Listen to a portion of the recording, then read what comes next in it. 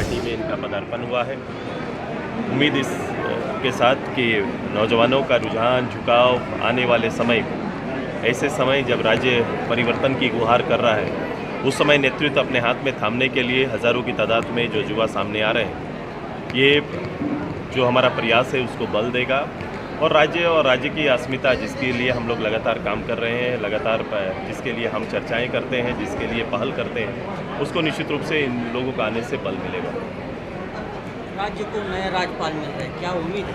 मेरी शुभकामना है नए राज्यपाल को आए तो जो संरक्षण चाहिए उनसे, जो संरक्षण झारखंड मांगता है या एक राज्यपाल के रूप में जो भूमिका होती है, निश्चित रूप से उनसे वही उम्मीद पूरे राज्यवासी करेंगे।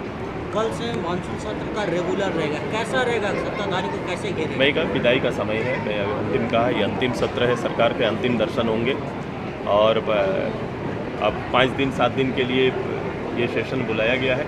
ये फॉर्मली ज़्यादा रहता है और जो सरकार के अंतिम एजेंडे कुछ बचे हुए हैं तो उस एजेंडे पर वो आगे बढ़ने का काम करेगी। इससे ज़्यादा अपेक्षा वर्तमान सेशन से कुछ नहीं किया जा सकता। आदिवासी दिवस पर जो एक कार्यक्रम आप लोगों ने रखा, 81 अखाड़ा लगाने का तय किया है हम सभी लोगों ने। 81 अखाड़ा पूरे प्रदेश भर में लगेगा। राज्य की परंपराओं को यहाँ की अस्मिता से जोड़कर हम उस अखाड़े को सुसज्जित करेंगे और छोटे बड़े स्तर पर जहाँ भी जैसी उपलब्धियाँ हमारे परिवार, आदिवासी परिवार के अंदर जो रहा है, उसको वहीं पर कार्यक्रम के माध्यम से सराहने का काम किया जाएगा। आदिवासी दिवस पर सरकार भी भव्य कार्यक्रम कर रही है, करोड़ों इस भव्यता में वहाँ के आदिवासियों का अरमान पूरा नहीं होने वाला है। भव्यता अखबार में, भव्यता मोराबादी मैदान के स्ट्रक्चर में ज़रूर नज़र आएगा, लेकिन आदिवासी के जीवन जो स्तर है उस पर कोई परिवर्तन 5 साल के अंदर ये भव्यता नहीं दे पाया है। कोई भी अंतर तैयार नहीं कर पाए हैं। उन्हें अपने परंपराओं के साथ जीने की जो कला है उस पर भी आपने बल नहीं दे पाया। उनके जीवन में जो कमियां हैं उसमें खुशियां नहीं भर पाए हैं। ये परंपरा के साथ हम देश के अंदर में एक बेहतर जो आबो हवा हमारे इस आदिवासी कल्चर का, आदिवासी उत्थान का या आदिवासी के भविष्य का होना चाहिए, वो करने में ये सरकार विफल रही है। पाकुड़ में आदिवासी होटल में आदिवासी छात्रों के साथ मारपीट हुई है। ये सरकार के लोग, पुलिस के द्वारा किया गया है। ये डंडा किसी और का नहीं, हेमंत सोरेन जी का डंडा आदिवासियों के ऊपर चला है। सरकार के अंतिम कील नाबुद में अंतिम कील बोला गया है मैं नियंत्रण नहीं है इनका नियंत्रण नहीं है और इनका एक भी एजेंडा, इन्होंने 5 साल के अंदर में कोई भी इनका फोकस एजेंडा नहीं रहा कि जिस एजेंडे में मैंने पहले कहा कि सरकार अपने एजेंडे पे काम करे, तो एजेंडा कौन सा था? इनका घोषणा पत्र था। घोषणा पत्र को अगर खोल के देखने जाइएगा तो एक भी घोषणा पत्र पूर्ण नहीं हुआ। ये घोषणा पत्र के माध्यम से लोगों को छलने का काम कर रहे हैं। मैं तो कल भी कहा था, आज फिर दोहरा रहा हूँ कि एक पहली ऐसी सरकार है जो अपने लोगों के लिए षड्यंत्र करती है। चुनाव से ठीक पहले सदस्यता का फिर से सिलसिला चालू हो चुका है। निर्मल जी आज अपने सैकड़ों कार्यकर्ताओं के साथ ग्रहण किए हैं। वर्तमान सरकार की विदाई का अंतिम क्षण पहुंच गया है और विदाई के समय पूरे प्रदेश में एक नया वातावरण बन रहा है कि युवाओं के अंदर एक बदलाव का विचार आया है और उस बदलाव के विचार में एक ऐसे निर्मल हृदय, इनका नाम ही है निर्मल, वो आज आजसू पार्टी के साथ जुड़ रहे हैं। हम उनका हार्दिक अभिनंदन कर रहे हैं। ऋषभ जी जैसे नौजवान हमारे साथ जुड़ रहे हैं, उनका हम हार्दिक अभिनंदन करते हैं और ख़ासकर सभी लोगों को अगुवाई करने वाले, नेतृत्व करने वाले जितेंद्र जी का हम हार्दिक अभिनंदन करते हैं। आज जिस तरह का माहौल है पूरे प्रदेश में कि लोग चाहते हैं इस माहौल से हम मुक्ति पाएँ। जिस तरह से जो काम कर रहे हैं उसके साथ मैंने ये सरकार सुनवाई करने वाली, सुनने वाली नहीं बल्कि सीधा ढूंढने वाली सरकार है। डंडा लाठी चलाने, सुनने वाली नहीं बल्कि ढूंढने वाली। जनता के बातों को सुनना, उनका हल करना, ये पहली जवाबदेही बनती है हर सरकार का। लेकिन ये तो जिस चीज़ का कमिटमेंट किए उस कमिटमेंट को पे ही अपने खरा नहीं उतरे। और जब लोग अपने हक की बात करते हैं तो सीधा धुनाई की बात करते हैं। चाहे आप पाकुड़ में देख रहे हो, छात्रों के साथ पिटाई किया गया, सिपाहियों के साथ मैंने एक सिपाही को पीट रहा है, मैंने जो वर्दीधारी है वर्दीधारी को पीट रहा है। ये स्थिति यहाँ दिखाई पड़ा। पारा शिक्षकों को ऐसे जितने भी अनुबंध में कार्यरत थे जिनको बोला गया था कि हम जैसे ही सरकार में आएंगे सबको परमानेंट करेंगे, लेकिन किसी को परमानेंट तो किया नहीं। जितने युवाओं को नहीं थे, आप लोग भी तो पिटाई करने में कहीं से पीछे नहीं रहे। आंगनबाड़ी सेविकाओं को, महिलाओं को घसीट के मारा गया था सरकार। मैंने जो चीज़ हुआ था उसका बदले में मिल गया। हमने सत्ता से विमुक्त होकर के उस चीज़ का भोग भी कर लिया, हमने हमको एक हुआ। लेकिन जो यही कह के कि नहीं हम तो पिटाई नहीं करेंगे, आपका हल करेंगे, वो क्या किया।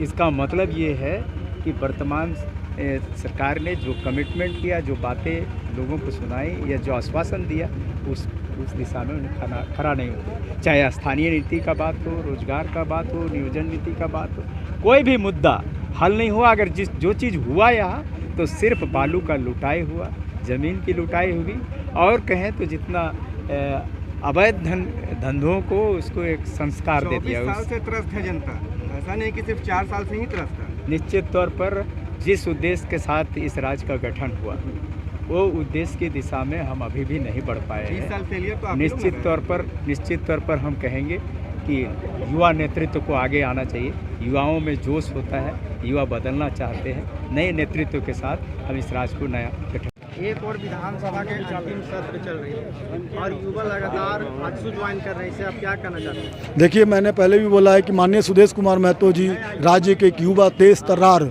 उप मुख्यमंत्री रह चुके हैं, और खेल के क्षेत्र में उन्होंने जो काम किया, आज सैकड़ों आदिवासी युवा विकास मंच के जो लोग हैं, खुशबू हेम्ब्रम जैसे, ऋषभ मल्होत्रा जैसे लोग आज पार्टी को ज्वाइन कर रहे हैं, और पिछले कई दिनों से ये ज्वाइनिंग का कार्यक्रम चल रहा है। तो माननीय सुदेश कुमार जी के महतो जी के कंधों को मजबूत करने के लिए अरसी जैसे अल्पसंख्यक समाज के लोग भी पार्टी को ज्वाइन किया है। तो जो एक मजबूती इस झारखंड को चाहिए, जो हम लोग बोलते हैं सर्वधर्म संभाव, गंगा जमुना तहजीब की जो बात करते हैं, अगर हर एक बागीचा का फूल अगर कहीं आपको खिलते देखेगा तो वो आंसू ही है। आगामी विधानसभा क्षेत्र में इसका असर देखने को मिलेगा? बिल्कुल दिखेगा। जिस तरीके से युवाओं का रुझान माननीय सुदेश कुमार महतो जी के प्रति है, एनडीए फोल्डर के प्रति है, आंसू के प्रति है, वो आपको चुनाव में, आगामी चुनाव में दिखेगा। और मुझे उम्मीद है कि पुनः इस बार एनडीए का मुख्यमंत्री झारखंड के विधानसभा में अपना शपथ ग्रहण करेंगे। सुप्रीमो कह रहे थे कि विश्व आदिवासी दिवस तैयारी है, क्या आपका तैयारी है? आज हम लोगों ने आगाज ऑलरेडी कर दिया है, पौधा बांट करके। जैसे जैसे दिन बीतता जाएगा, प्रत्येक दिन का एक कार्यक्रम रखा गया, इसलिए हम लोगों ने नाम रखा है विश्व आदिवासी दिवस, है ना। एक शाम आदिवासियों के नाम, और ख़ास करके कला के शाम। तो हर एक कला को हम लोग प्रदर्शित करेंगे। वहाँ पे जितना भी खोड़ा हो, पहाड़ हो, हमारे मुंडा राजा हो, हमारे पनहोरा हो, सबको एक मंच पे ला करके हर एक दिन हम लोग सांस्कृतिक कार्यक्रम करेंगे। साथ ही साथ जो आदिवासी परंपरा है उसे जन जन तक पहुँचाने का जो खान पान है, जो रहने का तरीका, रहन सहन का जो पाठ है, वो हर एक दिन एक नई दशा दिशा तय करके आंसू कार्यक्रम। ठीक है, आज भारी संख्या में लोगों ने आंसू का दामन थामा है, क्या कुछ कहेंगे? देखिए, परम आदरणीय सुदेश कुमार महतो जी के सपनों को साकार करने के लिए आदरणीय देव शरण भगत जी ने जो इस राज्य के बलिदान दिया, उसको सपनों को पूरा करने के लिए आज निर्मल उरांव जी, ऋषभ जी, खुशबू हेम्ब्रम जैसे सैकड़ों हजारों आदिवासी युवा विकास मंच के लोग आंसू का दामन थामा। और उसका उद्देश्य मात्र एक ही है कि झारखंड को अग्रसर एक राज्य के रूप में, अग्रणी राज्य के रूप में माननीय सुदेश कुमार महतो जी के नेतृत्व में बनाने का आज हम लोगों ने विश्व आशीर्वाद। उद्देश्य है आपके 9 तारीख को विश्व आदिवासी दिवस जो हम लोग मनाने वाले हैं, उसी का एक छोटा सा नमूना है। और उसके बाद जो आंदोलन हम लोग जो करने वाले हैं, उसके बाद युवा मोर्चा को लेके, बस यही कारण हम लोग लेके अभी। आपका उद्देश्य क्या है आंसू में ज्वाइन करने का? और भी पार्टियां थी। आंसू में ज्वाइन करके मेरा उद्देश्य ये है कि जितने जल, जमीन, जगह, बलात्कारी, अत्याचार जो हो रहे हैं, उसको रोकने का मेरा एक युवा को साथ जोड़ने का एक मेरा सपना है। इस कारण से हम युवा आदिवासी ज्वाइन किए।